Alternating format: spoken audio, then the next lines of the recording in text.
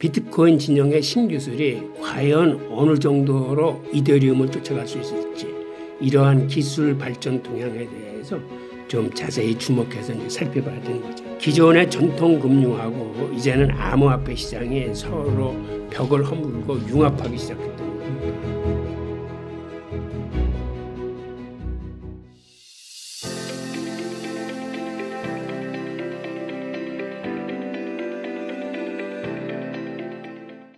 그래서 지금까지 이렇게 비트코인 관련된 이슈들을 좀 정리해 주셨는데요. 이번에는 알트코인 시장 분위기를 한번 여쭙고 싶습니다. 알트코인 시장의 분위기는 어떻게 진단하고 계신가요? 사실은 알트코인에 대한 기대는 이 비트코인보다 오히려 더 크다고 보여집니다. 그래서 특히 올해는 이더리움의 업그레이드가 이제 진행되는데 2월 달에 시행될 업그레이드는 6개 업그레이드 그 계획 발표 중에서 이제 가장 중요한 업그레이드거든요. 이거 초당 거래 속도를 한 10만 건까지 올리겠다는 거예요.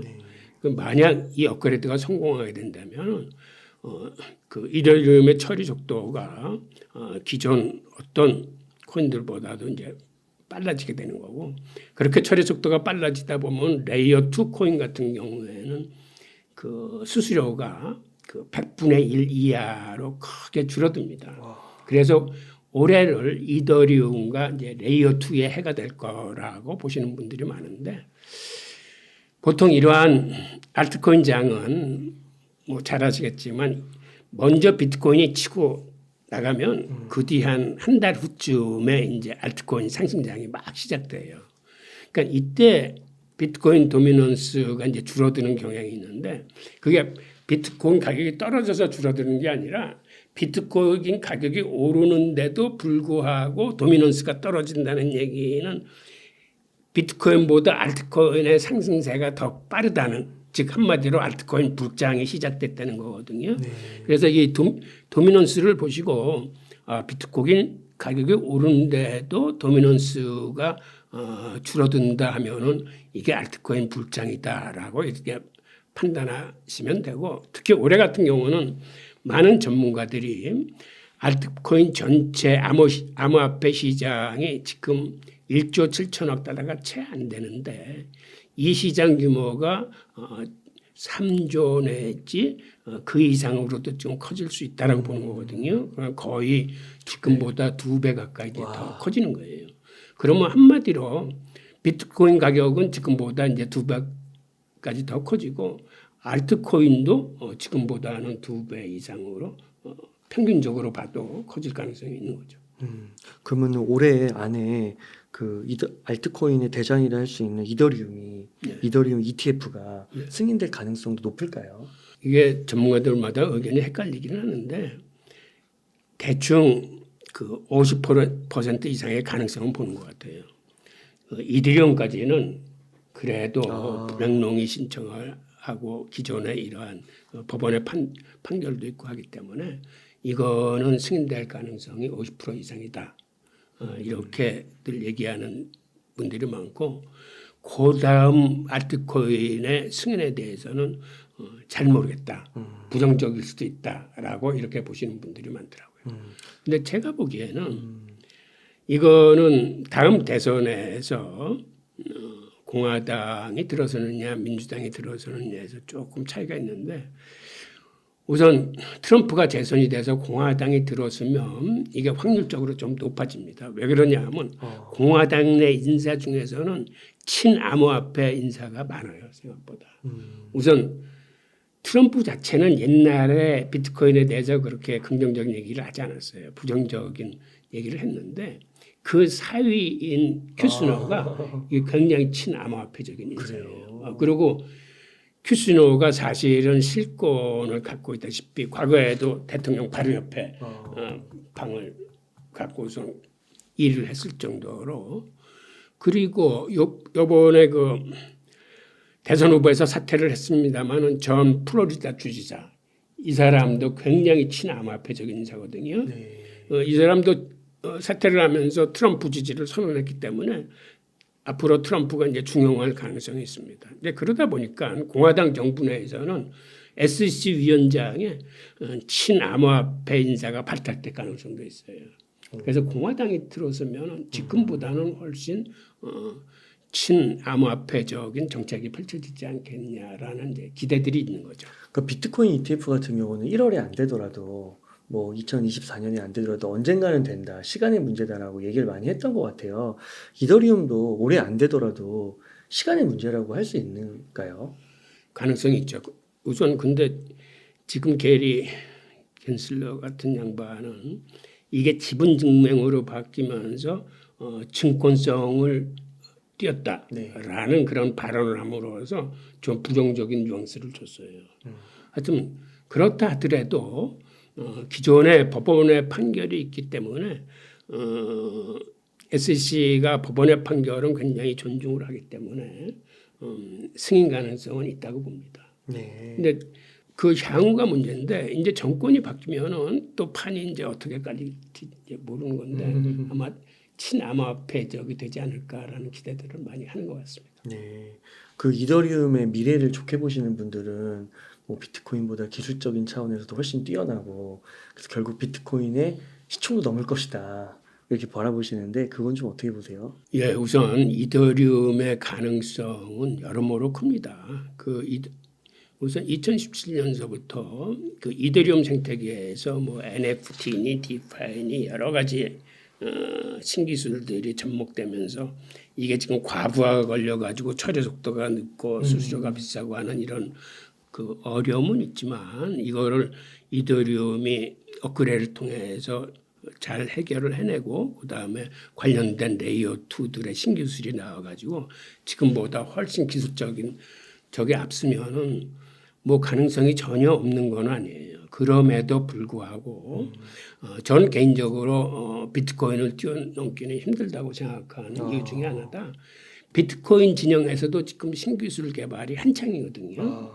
오디널스라거나 인스크립션 가지고 지금 NFT 또 이제 많이 탄생시키고 있고 그다음에 BRC20이라는 건 ERC20 이더리움에서 D랩들을 구동시켰듯이 앞으로 그런 식으로 이 비트코인 위에서도 그러한 거를 작동시킬 수 있지 않을까 하고 지금 개발하는 기술인데 물론 이러한 기술들에 대해서 시장에서의 평가는 엇갈립니다.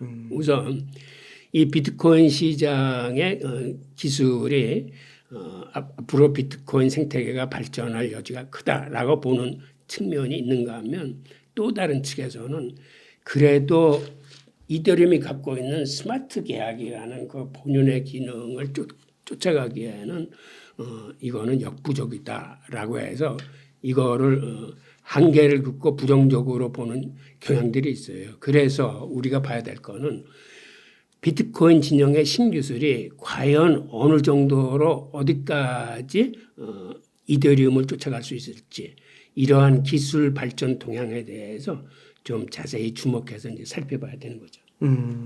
저 이더리움도 비트코인처럼 뭐 예측 가격 모델 이런 게 있나요? 있더라고요. 네. 이더리움도 있어요. 네. 우선 그 가상화폐 웹사이트 데코메디에 의하면 이더리움 가격을 올해 한 6,500달러가 아마 최고 점이 되고 아마 평균적으로는 뭐 한 4,500달러에서 왔다 갔다 할 거다 이렇게 분석하고 있고 내년에는 이게 10,000달러도 돌파할 거다라고 이렇게 전망들을 하고 있습니다. 네. 그런데 이 이더리움의 예측 모델 중에서 그 이더리움 QTN 모형이라고 있는데 바로 이 모형에 의하면 이더리움 시가총액의 총액 정도가 이 방정식에 의해서 이제 산출이 되는 거예요. 네. 그러니까 2020년 시가총액에 비해서 올해 시가총액은 그때에 비해서 2.4배 정도 커질 거다라고 이 모형이 이제 예측을 하고 있습니다. 네. 그 얘기는 올해 시총이 8,540억 달러에 달해서 이더리움 계단 가격이 한 7,000달러까지 올라갈 거다라는 이런 계산이 나오는데 이 모형에 적용되는 방정식은 이게 일반인들이 보기에는 이게 생각보다 어려워요. 네. 즉 이게 화폐경제학에서 나오는 화폐수량서를 토대로 바로 만들었기 때문에 이 방정식 자체는 일반인들이 이 방정식을 보고 이해하기는 좀 어렵고 대략 올해 내년까지 해서 한 700에서 1000만 원 정도, 700만 원에서 그렇죠, 1000만 원 그렇죠, 정도, 그렇죠. 그 정도를 보는 예. 거예요. 아, 그렇군요. 네, 그러면은 교수님 또 이더리움 외에 알트코인 시장에서 주목해야 될 만한 코인이 있을까요? 최근에 아발란체가 업그레이드 계획을 발표했는데 이게 또 예사롭지 않더라고요. 이게 최대 처리 속도를 초당 10만 건을 달성하겠다. 그리고 그거를 2분기에 실행을 시키겠다 이렇게 발생을 했는데 왜 예사롭지 않은 거냐면 초당 10만 건이라는 게 이게 굉장한 수치입니다. 작년에 솔라나가 그렇게 급등한 이유, 자그마치 솔라나가 작년에 1100%가 올랐는데 그게 사실은 이 처리 속도 때문에 그랬거든요. 솔라나의 지금 최대 처리 속도가 초당 6만 5천 건이에요.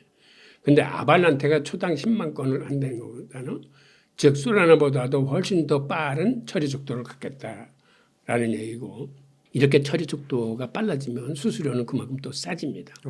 게다가 아발란체는 앞으로 주요 사업으로 등장할 자산 토큰화 사업을 글로벌 기업들하고 지금 협업을 굉장히 활발하게 추진하고 있는 화폐예요. 네. 그다음에 JP모건의 자산 토큰화 사업에도 이 아발란체가 쓰였다라는 이런 소식이 퍼지면서 작년에 아발란체가 한 350% 정도 가격 상승을 이뤄냈는데 이 초당 10만 건의 업그레이드가 이게 계획대로만 실행된다면은 아발란체 상승 속도는 이제 조금 더 가속화될 가능성이 있고 그리고 올해 사실은 주목받는 게 이더리움의 업그레이드로 인해서 레이어 2 코인들이 처리 속도가 빨라지고 수수료가 싸질 거기 때문에 레이어 2 코인들을 주목해야 되는 해라고 이제 많은 전문가들이 얘기를 하는데 이렇게 되면 레이어 1 코인하고 레이어 2 코인 간의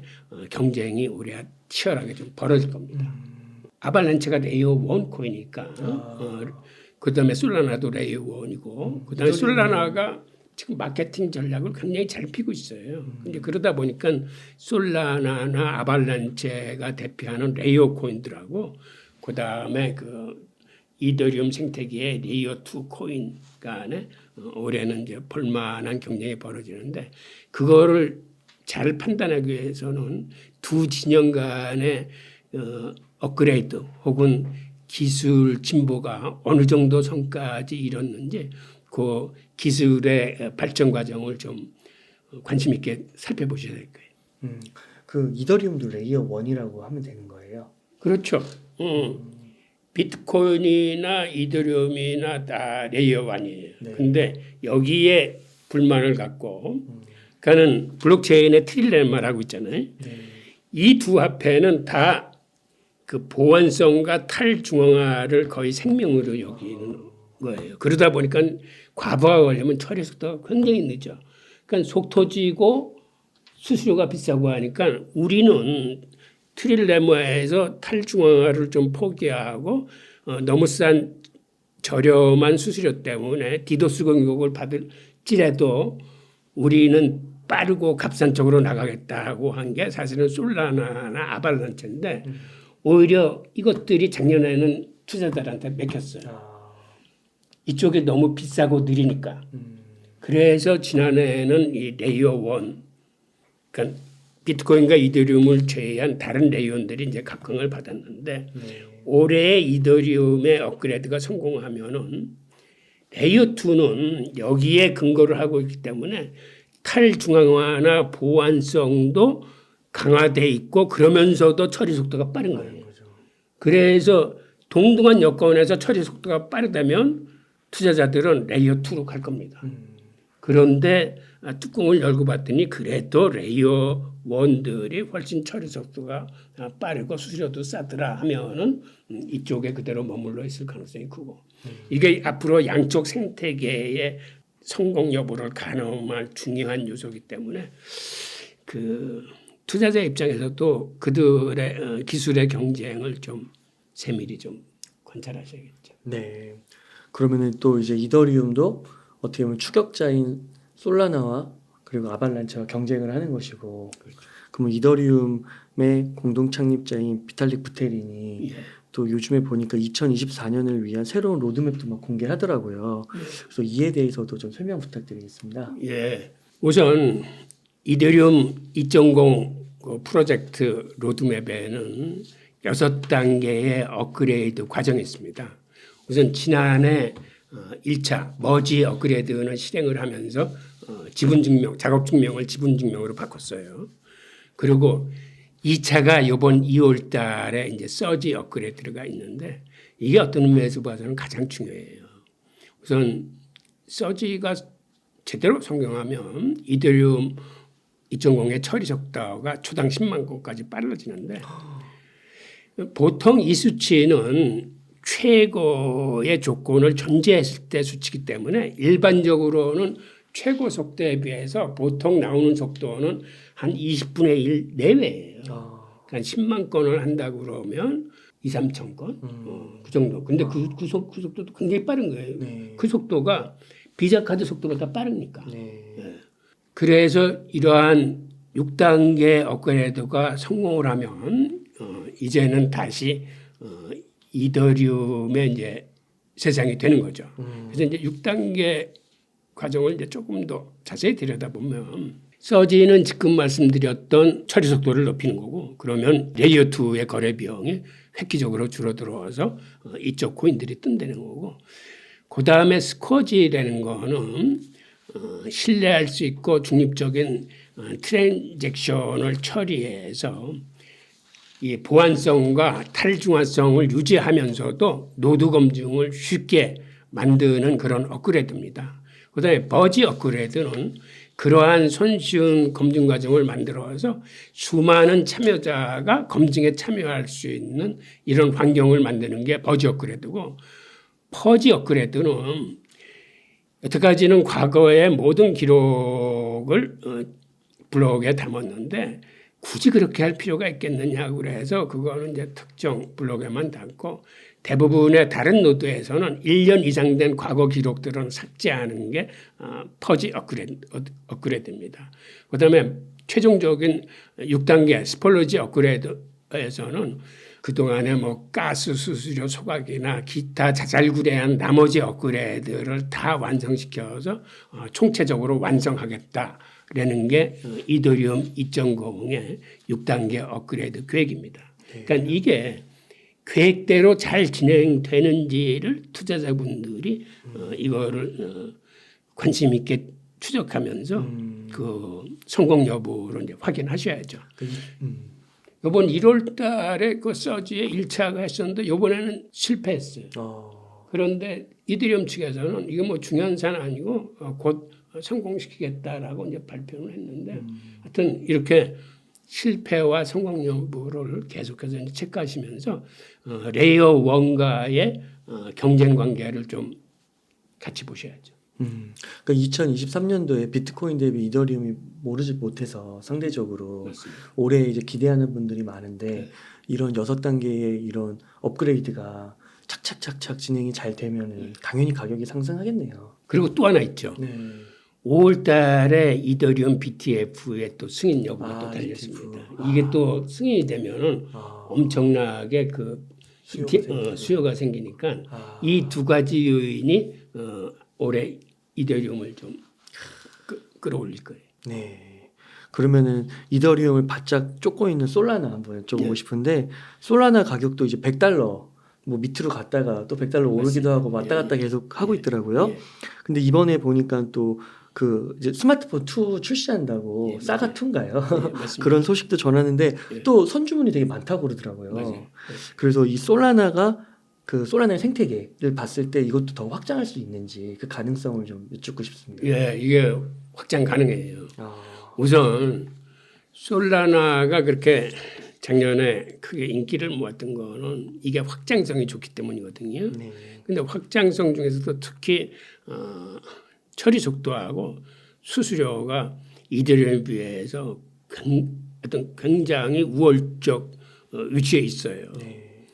그러니까는 솔라나가 작년에 지분 증명으로 억계를 해서 초당 6천 건이 최대 속도인데 이쪽은 초당 6만 5천 건이고 그다음에 수수료도 뭐 이쪽이 뭐 11달러 쪽에 이쪽은 뭐 1센트도 안 되는 뭐 0.00525 이렇게 돼요. 게다가 솔라나가 작년에 컸던 이유 중에 하나가 FTX가 지원하다가 FTX가 망함으로써 이제 같이 폭락을 했다가 FTX가 다시 회생 가능성이 있으면서 이제 이게 다시 튀어 올랐는데 그 과정에 바이럴 마케팅 전략을 아주 잘 구사했습니다. 그 바이럴 마케팅 전략을 쓴 게 뭐냐면 생태계에 있는 그 민코인들을 같이 키웠어요. 그래서 봉크 같은 경우가 지난해에 자그마치 상승률이 7,900%입니다.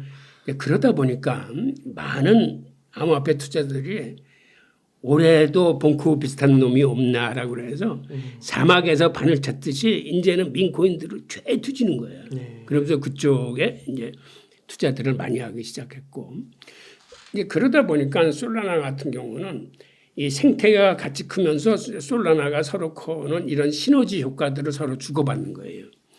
또 하나는 데핀 프로젝트라고 탈중앙화 분산 프로그램인데 여기에 이제 헬륨 프로젝트나 하이브매프 이런 프로젝트들이 굉장히 나와서 선방하고 있습니다. 이게 뭐냐면 일종의 공유 경제와 비슷한 건데 예를 들어서 거대한 구글 같은 지도를 만들려면 굉장히 많은 장비와 예산이 투자돼야 되지만 우리가 흔히 자동차 앞에 붙이고 다니는 그런 거를 이러한 사업에 같이 가입하게 되면은 일반인들은 코인을 받고 자기 앞에 그 블랙박스를 거기다 제공함으로써 이쪽은 큰 돈을 들이지 않고 구글과 같은 그런 맵을 만들 수 있는 거예요. 네.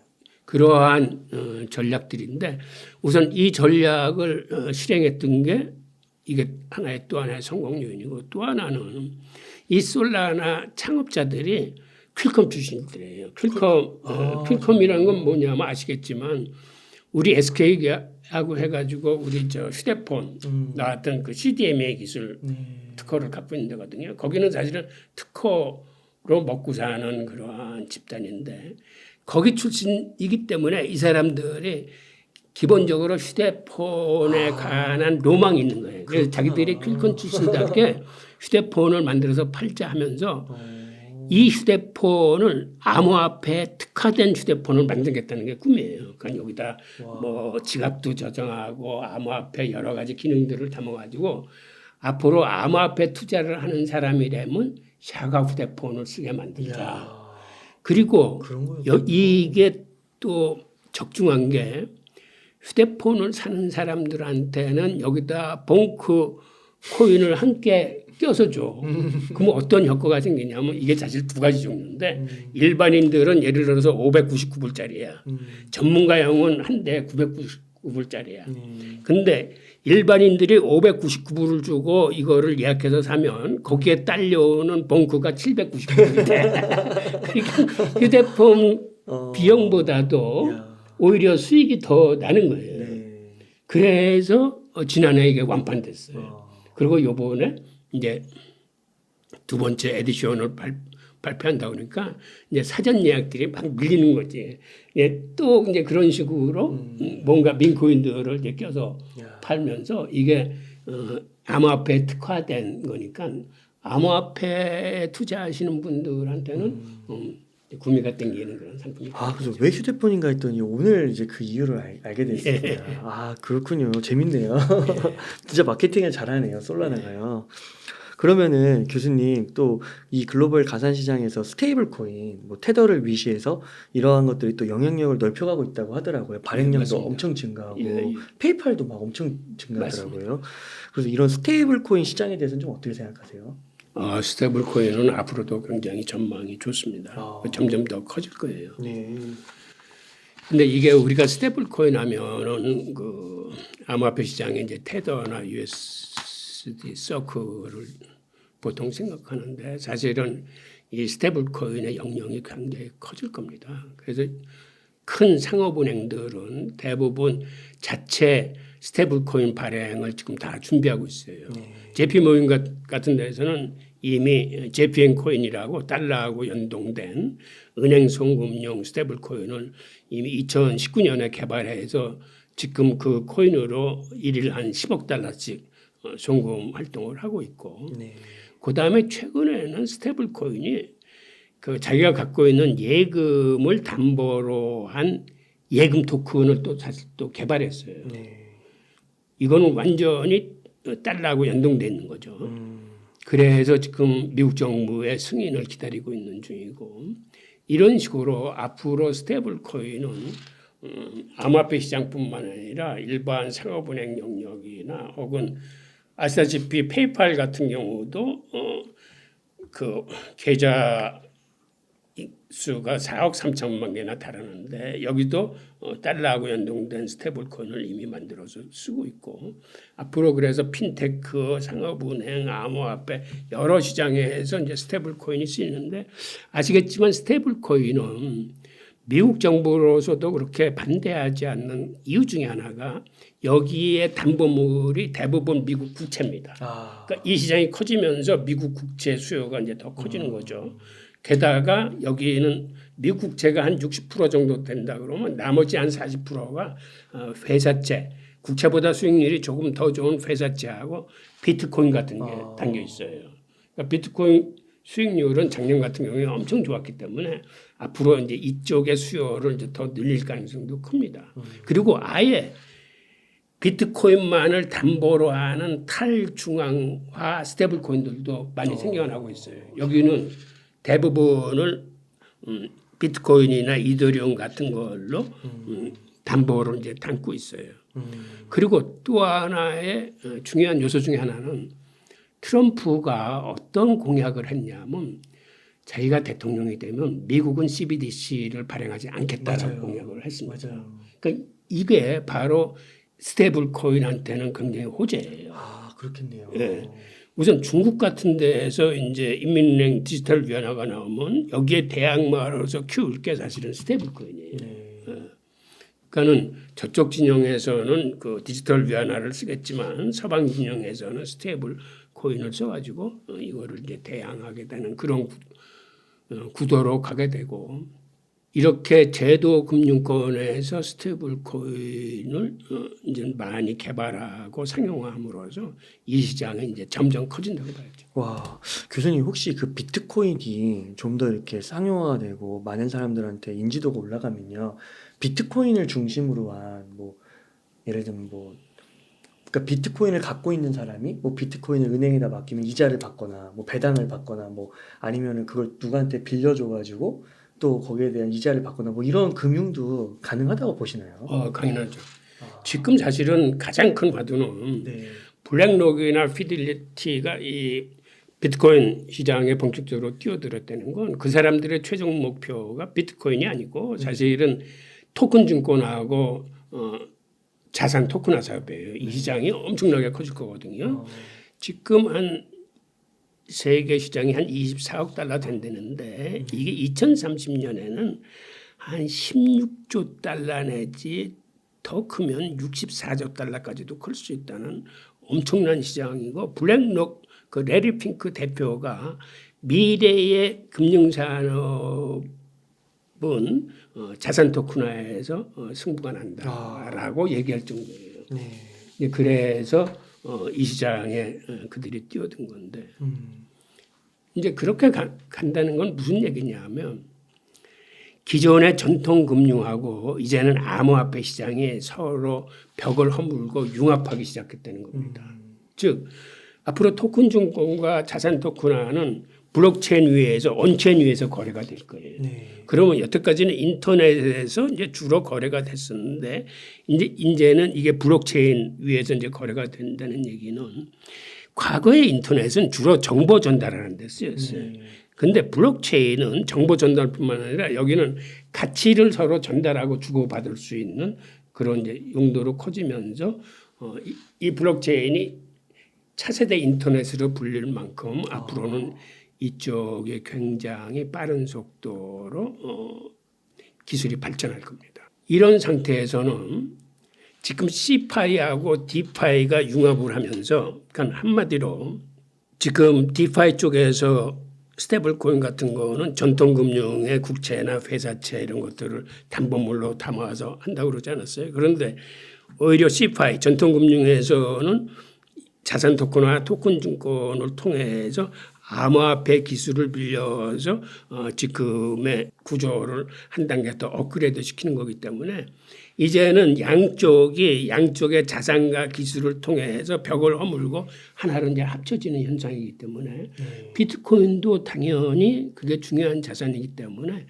뭐 이 과정에서 뭐 그 리스테이킹이라거나 뭐 TBL이라거나 뭐 하여튼 이런 거를 통해서 할 수 있는 기술들이 이제 많이 개발되고 저거를 할 수 있겠죠. 아, 네.